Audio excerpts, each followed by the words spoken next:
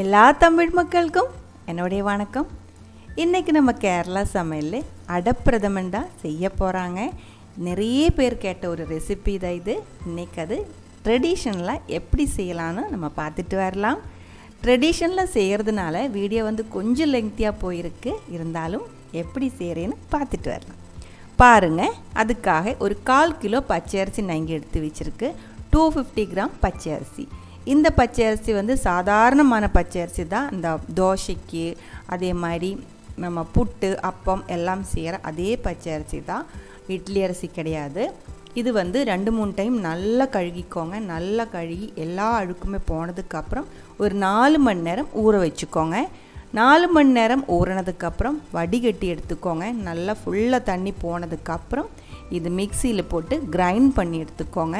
நல்லா பவுடர் பண்ணி நெருக்கமாக இருக்கிற சீவில் நல்லா நைஸாக இருக்கிற பவுடராக சலிச்சு எடுத்துக்கலாம்.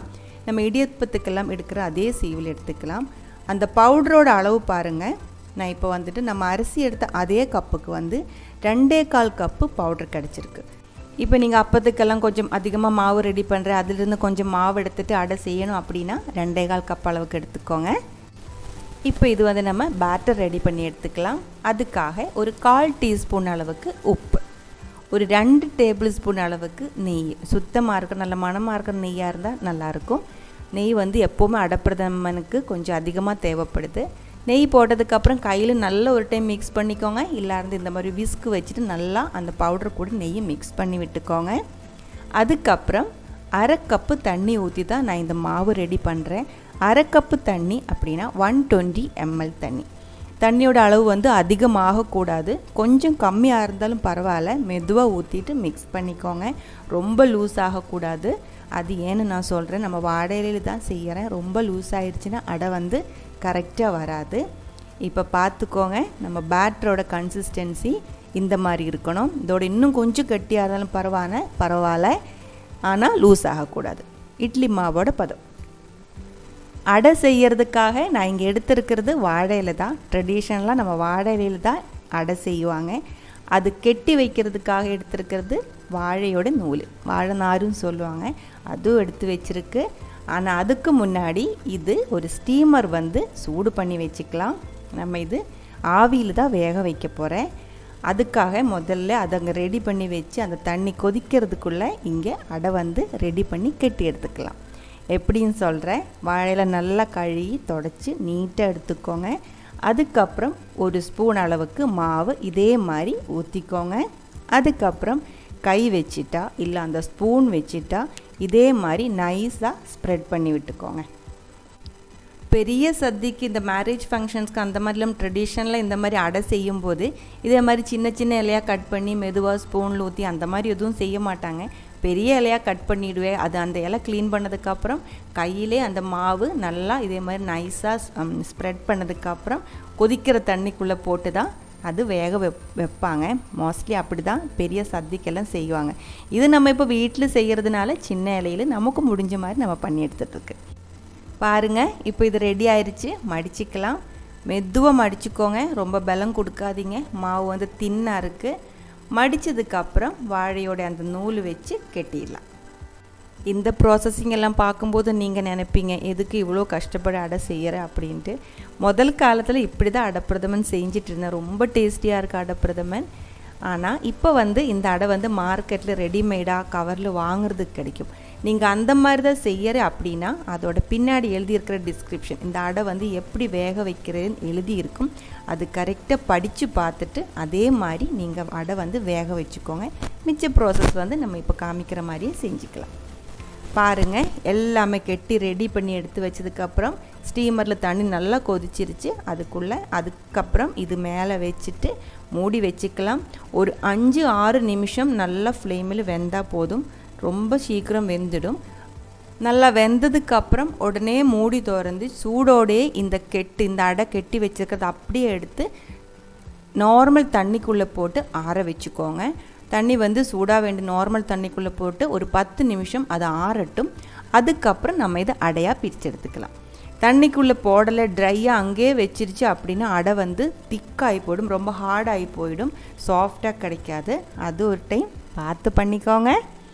இப்போ பாருங்கள், அடை வந்து பிரித்து எடுத்துக்கலாம். பாருங்கள், இது எவ்வளோ நைஸாக இருக்குன்னு பாருங்கள். இந்த மாதிரி தான் நமக்கு அடை கிடைக்கும். நமக்கு மார்க்கெட்டில் கிடைக்கிற பத்திரியோட இடியப்பத்தோட ரெடிமேட் ரைஸ் ஃப்ளோர் இருக்குது இல்லைங்களா, அது வச்சுட்டும் இதே மாதிரி அடை செஞ்சு எடுத்துக்கலாம். அரிசி ஊற வச்சுட்டு பவுடர் பண்ணி எடுக்கணுன்ட்டு இல்லை, அது வச்சுட்டு இப்போ நிறைய பேர் செய்கிறாங்க. அது வச்சுட்டும் செஞ்சு எடுத்துக்கலாம். இதே மாதிரி பண்ணிக்கோங்க. இது வந்து எல்லா அடையுமே பிரித்து எடுத்து தண்ணிக்குள்ளே போட்டு ஒரு 2-3 டைம் கழுகிக்கோங்க. மறுபடியும் பாருங்கள், எல்லாமே பிரித்து எடுத்துருக்கு. ஒரு 2-3 டைம் கழுகிக்கோங்க. பெரிய அடையாக இருந்தால் சின்னதாக கட் பண்ணி எடுத்துக்கோங்க, கையிலே கட் பண்ணிடலாம். இது எல்லாமே சின்ன சின்ன பீஸாக கட் பண்ணோன்ட்டு இல்லை, நம்ம பாயசம் செய்யும்போது எல்லாமே உடஞ்சி சின்ன சின்ன பீஸாக மாறிடும். அடை செய்யறதுக்கு இன்னொரு மெத்தட் இருக்குது. நம்ம கெட்டி வச்ச அந்த வாழையெல்லாம் அது வந்துட்டு கொதிக்கிற தண்ணிக்குள்ளே போட்டுட்டு இதே மாதிரி வேக வச்சுக்கோங்க. ஒரு 5 நிமிஷம் வெந்தால் போதும், மூடி வைக்க வேண்டாம், கொதித்து தண்ணி வெளியே கொட்டிடும். அதனால இதே மாதிரி 2-3 டைம் இந்த மாதிரி ஒரு டைம் திருப்பி போட்டுக்கோங்க. நல்லா வெந்ததுக்கப்புறம் இது வந்து எடுத்துக்கலாம். இது வந்து முதல்ல நம்ம ஸ்டீமில் வேக வச்சு செஞ்ச மாதிரி எடுத்த உடனே தண்ணிக்குள்ளே போட வேண்டியதில்லை. இது தண்ணிக்குள்ளே போட்டு தான் வேக வைக்கிறேன். அதனால இதை எடுத்து வெளியே வச்சு ஆறினதுக்கப்புறம் அடை பிரித்து எடுத்துக்கலாம். அதுக்கப்புறம் ஒரு தண்ணிக்குள்ளே கழுகி அடையாக மாற்றிடலாம். இந்த மாதிரி செய்யும்போது தான் அடை வந்து இன்னும் கொஞ்சம் சாஃப்டாக இருக்குது. ஆனால் இந்த மாதிரி முதல்ல செய்யும்போது கொஞ்சம் கவனமாக பார்த்துக்கோங்க. அடை வந்து ஃபுல்லாக இந்த தண்ணிக்குள்ளே கரையாமல் பார்த்துக்கோங்க. இப்போ உங்கள்கிட்ட வாழையில இல்லை அப்படின்னா சங்கடப்படாதீங்க, இன்னொரு மெத்தட் இருக்குது, அதுவும் காமிச்சு தர்றேன். ஸ்டீமருக்குள்ளே வைக்க முடிஞ்ச ஒரு பிளேட் எடுத்துக்கோங்க. அதில் நெய் வந்து தடவி விட்டுக்கோங்க. அதுக்கப்புறம் 1 ஸ்பூன் அளவுக்கு நம்ம ரெடி பண்ணி வச்ச மாவு, அந்த மாவு ஊற்றி எல்லா இடமும் ஒரே மாதிரி ஸ்ப்ரெட் பண்ணி விட்டுக்கோங்க. அதுக்கப்புறம் இது ஸ்டீமரில் வச்சு வேக வச்சு எடுத்துக்கலாம்.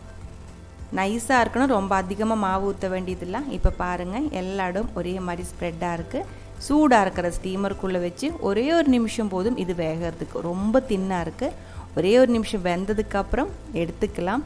எடுத்த உடனே இதுக்குள்ளே தண்ணி ஊற்றணும், இல்லை இருந்தால் இந்த அடை வந்து கட்டியாகி போயிடும். இல்லை ஒரு தண்ணி வச்ச ஒரு பாத்திரத்துக்குள்ளே இது வந்து இறக்கி கீழே வச்சாலும் போதும். இதுக்குள்ளே ஒரு கிளாஸ் தண்ணி ஊற்றிட்டு கொஞ்சம் சாஃப்டாக பண்ணி எடுத்துக்கோங்க. அதுக்கப்புறம் ஆறுனதுக்கப்புறம் அடை வந்து இதே மாதிரி சூப்பராக பிரித்து எடுத்துக்கலாம். வாழை இலையோட மணம் இருக்காது, வேறு எந்த வித்தியாசமும் இல்லை. அடை வந்து இதே மாதிரியும் செஞ்சு எடுத்துக்கலாம். பாயசம் செய்கிறதுக்கு அடை வந்து ரெடியாக இருக்குது.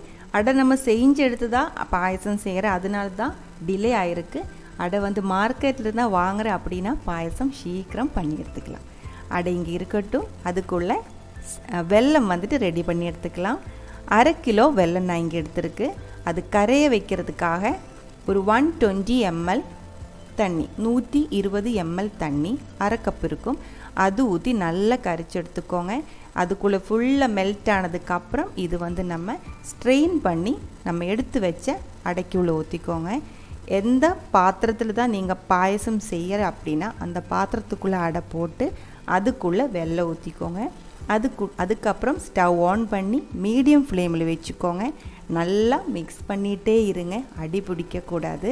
கொஞ்சம் நேரத்துக்கு அப்புறம் இந்த வெல்லத்தோட கலர் வந்து அந்த அடையில் ஃபுல்லாக அப்சர்வ் ஆக ஆரம்பிக்கும்.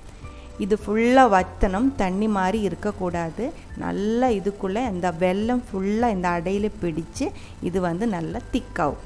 மலையாளத்தில் நல்லா வரட்டி எடுக்கணும் அப்படின்னு சொல்லுவாங்க. பாருங்கள், வெல்லம் வந்து எல்லாமே மோஸ்ட்லி எல்லாமே வந்து நம்ம அடையில் அப்சர்வாக இருக்குது. இந்த மாதிரி கைவிடாமல் மிக்ஸ் பண்ணிகிட்டே இருங்க. இந்த ஸ்டேஜுக்கு வந்ததுக்கப்புறம் கவனமாக பார்த்துக்கோங்க, அடி பிடிக்கிறதுக்கு சான்ஸ் இருக்குது. தீ வந்து அட்ஜஸ்ட் பண்ணிக்கோங்க. இப்போ வந்து 2 டேபிள் ஸ்பூன் அளவுக்கு நெய் மறுபடியும் நான் ஊற்றிருக்கு. அடைக்கு நெய் நல்லா ஊற்றிக்கோங்க, நல்லா டேஸ்ட்டாக இருக்கும். நெய் நல்லா அப்சர்வ் ஆனதுக்கப்புறம் தான் நம்ம தேங்காய் பால் ஊற்ற ஆரம்பிக்கிறேன்.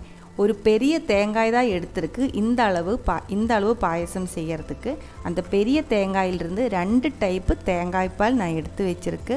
1 லிட்டர் அளவுக்கு தின்னாக இருக்கிற தேங்காய் பால் அதுதான் நம்ம இப்போ ஊற்றுறேன். முதல்ல வந்து தின்னாக இருக்கிற செகண்ட் எக்ஸ்ட்ராக்ட், அதே மாதிரி 2ஆம் பால் சொல்லுவாங்க, அதுதான் இப்போ ஊற்றிருக்கு. அது வந்து 1 லிட்டர் அளவுக்கு இருக்குது. அது ஊற்றி தீ வந்து மீடியம் ஃப்ளேமில் வச்சுட்டு கைவிடாமல் இதே மாதிரி மிக்ஸ் பண்ணிகிட்டே இருங்க. இந்த அளவு பாயசத்துக்கு ஒரு பெரிய தேங்காய் வந்து துருவி எடுத்து ஆல்மோஸ்ட் ஒரு 4 கப் அளவுக்கு 4 கப் அளவுக்கு தேங்காய் கிடச்சிருக்கு. அது வந்து மிக்சியில் போட்டு ஒரு அரை கப் அளவுக்கு தண்ணி ஊற்றி முதல்ல கட்டியாக இருக்கிற தேங்காய் பால் நான் வந்து எடுத்து வச்சு அது வந்து எனக்கு 1 கப் அளவுக்கு கிடச்சிருக்கு. அதங்க நான் இப்போ மாற்றி வச்சுருக்கு. அது லாஸ்ட்டு தான் நம்ம ஊற்றுவேன். அதுக்கப்புறம் மிச்சம் வந்த தேங்காயில் மறுபடியும் 1 லிட்டர் தண்ணி ஊற்றி நல்லா பிசைஞ்சு பால் எடுத்துருக்கு. அந்த பால் தான் இப்போ நம்ம ஊற்றிருக்கு. அதுதான் செகண்ட் எக்ஸ்ட்ராக்ட், 2ஆம் பால்னு சொன்னது. அது ஊற்றி தான் இப்போ நம்ம பாயசம் கொதிச்சுட்டு இருக்குது. திக்காக இருக்கிற 1 கப் பால் அங்கே இருக்குது. அது லாஸ்ட்டு ஊற்றிடலாம். பாருங்கள், கொஞ்சம் நேரம் இதே மாதிரி மிக்ஸ் பண்ணிகிட்டே இருக்கும்போது பாயசம் வந்து திக்காக ஆரம்பிச்சிருச்சு. கலர் வந்து வெல்லம் மாதிரியே டார்க்காக வர ஆரம்பிச்சிருக்கு. இந்த மாதிரி ரொம்ப கவனமாக செய்யணும். பாயசம் செய்கிறதுக்கு அடி கட்டியாக இருக்கிற ஒரு பாத்திரம் தான் எடுக்கணும். தின்னாக இருக்கிற பாத்திரம் எடுக்காதீங்க, அடி பிடிச்சிடும்.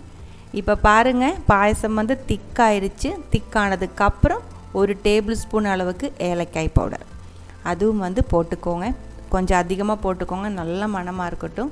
நெய் அதிகமாக போடணும், ஏலக்காய் அதிகமாக போடணும், எல்லாமே அதிகமாக போட்டு தான் நம்ம இந்த அடப்பிரதமன் ரொம்ப டேஸ்டியாக பண்ணி எடுப்பாங்க. இப்போ ஏலக்காயும் போட்டு கொஞ்சம் நேரம் மிக்ஸ் பண்ணதுக்கப்புறம் இந்த அடப்பிரதமன் வச்சாலே வீடு ஃபுல்லாகவே ஸ்மெல்லாக இருக்கும். பாருங்கள், இப்போ வந்து திக்காயிடுச்சு. இந்த மாதிரி கரெக்டான அளவுக்கு திக்கானதுக்கு அப்புறம் தான் நம்ம எடுத்து வச்ச முதல் பால், தனிப்பாலுன்னு சொல்லுவாங்க, அது வந்துட்டு ஊற்ற போகிறேன். அது வந்து 1 கப் அளவுக்கு இருக்குது. உங்களுக்கு இந்த தேங்காய் பாலோட அளவு வந்து நான் சொன்னது கரெக்டாக புரிஞ்சிருக்குன்னு நினைக்கிறேன். மறுபடியும் ஏதாவது டவுட் இருந்தால் கமெண்ட்ஸில் கேட்டுக்கோங்க. இந்த முதல் பால் ஊற்றும்போது, இந்த 1 கப்பு கட்டி பால் ஊற்றும்போது தீ வந்து கம்மி பண்ணி வைக்கணும். கம்மி பண்ணி வச்சதுக்கு அப்புறம் தான் ஊற்றணும். இந்த பால் ஊற்றினதுக்கப்புறம் கொதிக்கக்கூடாது. பாருங்கள், மிக்ஸ் பண்ணி அந்த வெள்ளை கலர் ஃபுல்லாக அதுக்குள்ளே மிக்ஸ் ஆகி பாயசத்தோட கலர் வந்ததுக்கப்புறம் உடனே தீ வந்து ஆஃப் பண்ணிக்கோங்க. அதுக்கப்புறம் ஒரு 2 டீஸ்பூன் அளவுக்கு நெய் ஊற்றி கொஞ்சம் கேஷ்யூ நட்டு, கொஞ்சம் ரைசின்ஸ், இது 2ம் ஃப்ரை பண்ணி அடப்பிரதமனில் ஊற்றி மிக்ஸ் பண்ணிடுச்சுன்னா நம்ம அடப்பிரதமனோட ப்ராசஸ் வந்து முடிஞ்சிருச்சு. கொஞ்சம் அதிகமாக கேஷ்யூ நட் எடுத்துருக்கு. அதே மாதிரி ட்ரெடிஷ்னலாக அந்த சீடில் இருக்கிற பிளாக் கலர் ரைசின்ஸ் இருக்குது இல்லைங்களா, அதுவும் போட்டிருக்கு. இது 2ம் ஃப்ரை பண்ணி ஊற்றிடலாம். பாயசத்தோட கிங்கு தான் அடப்பிரதமன் அப்படின்னு சொல்லுவாங்க. ஸோ கிங்குக்கு வந்து எந்த குறைவும் நம்ம வருத்த வேண்டாம். இதனால் கொஞ்சம் அதிகமாக நெய் ஊற்றிருக்கு. காடமம், ஏலக்காய் வந்து அதிகமாக போட்டிருக்கு. அதே மாதிரி கேஷ்யூ நட்டு, ரைசின்ஸ் எல்லாமே அதிகமாக சேர்த்தி நம்ம கிங்கை வந்து ரெடி பண்ணி எடுத்துருக்கு. பாருங்கள், அடப்பிரதமனில் எல்லாமே ஊற்றி நல்லா மிக்ஸ் பண்ணியிருக்கு. இது வந்து ரெடியாக இருக்குது. இதோட ப்ராசஸிங் பார்த்து தயவு செய்து நீங்கள் பயப்படாதீங்க. இந்த மாதிரியெல்லாம் யாரும் இப்போ செய்யறதில்ல. ரொம்ப கம்மியாக இருக்கிற ஆள்கார் தான் இந்த மாதிரி செஞ்சு அடை ரெடி பண்ணி வீட்டில் பிரதமன் செய்வாங்க. இப்போ மார்க்கெட்டில் அவைலபிளாக இருக்க ரெடிமேடாக அதோட வேக வைக்கிற விதம் வந்து வித்தியாசமாக இருக்கும். அது படித்து பார்த்ததுக்கப்புறம் அது வேக வச்சுக்கோங்க. அதுக்கப்புறம் ஈஸியாக அடப்பிரதமன் பண்ணி எடுத்துக்கலாம். இது வந்து சத்யா, ஓணத்துக்கு, மேரேஜுக்கெல்லாம் சத்யா ஸ்பெஷல் தான். சத்யாவில் வந்து நம்ம சாப்பிட்டு முடித்ததுக்கப்புறம் இதே மாதிரி பாயசம் ஊற்றிடுவாங்க.